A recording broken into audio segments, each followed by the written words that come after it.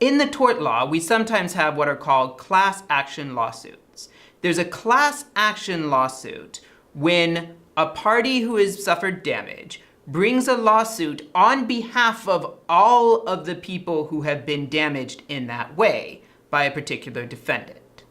Right? So the person alleges he's done damage to all of these people. That particular plaintiff brings a class action lawsuit, and then everyone who is injured in that way is able to recover for the damages. Or perhaps in certain cases, everyone who agrees to be a party to that lawsuit can recover for the damages.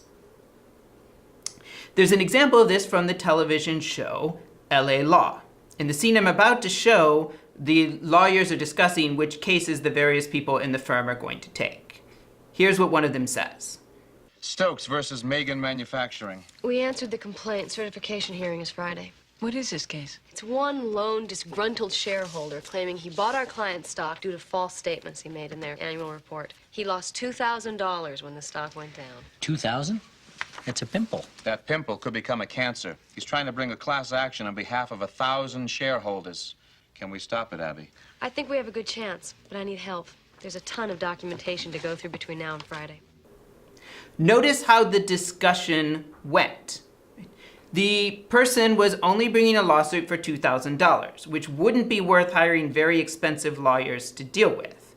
But he was going to try to make it a class action lawsuit, which meant that if he won, then the company might have to pay, say, $2,000 to 1,000 people. That's $2 million, which is a much bigger deal.